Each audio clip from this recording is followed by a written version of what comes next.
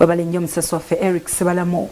Ebyo nga tubitadde ku bbali tugenze mu Parliament ya ggwanga eno akakiiko akavunaanyizibwa kulondoola ensimbi ey'omusolo gwekozesebwa mu bitongole bya gavumenti aka Public Accounts Committee olunaku olwaleero kakunyiza abakungu okuva mu Ministry y'ebyenjigiriza nga bababuuza lwaki tebakozesa ensimbi eziwerera ddala obuwumbi 8 binano kubituukako babadde beekebejja alipoota eyafulumizibwa omubalirizi w'ebitabo bya gavumenti ey'omwaka 2019-2020.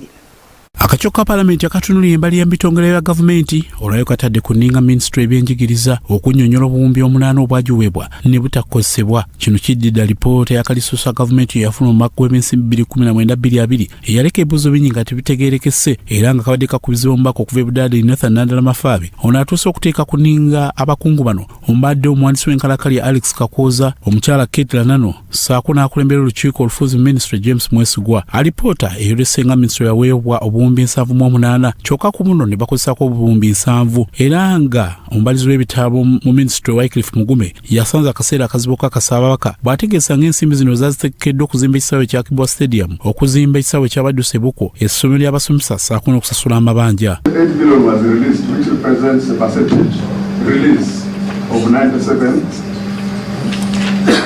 in terms of budget versus releases. 8 billion was for non-performance projects. Exactly. The College Institute, AKAKIIKO, there's a DTC project.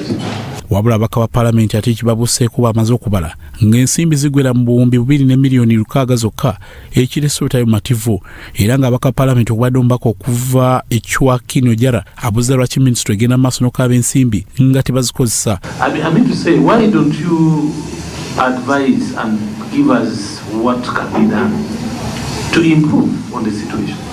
Because honestly, we are not seeing any kind of leeway in terms of what is happening. You will never finish. Yes. No, we're saying even if we gave you more, you had no capacity. For sure. Bino nga tebinnabaawo era waddewo obutakkaanya abaka batadde kuninga Ministry okunnyonnyola lwaki eragajjadde amasomero ga gavumenti okuva ddala emabega muno we muli Mwiri, Nyakasula, Kaabaliga ne Nabumali okubanga gakola bubi era nga abaka badde bateesa nti bagatunde bagejjeko. If we have to put only 17 learners in a class and a class of 40, how many classes do you need? And then how many teachers? And then so it is hard. So that's how, we came up with that. We think we shall be relaxing on that. It looks as if it is still new. So why should you tell people so that body which was built in the 40s that should collapse? Even the prison is better. I've been to Mbura. I wish you went to Mbura. You will cry.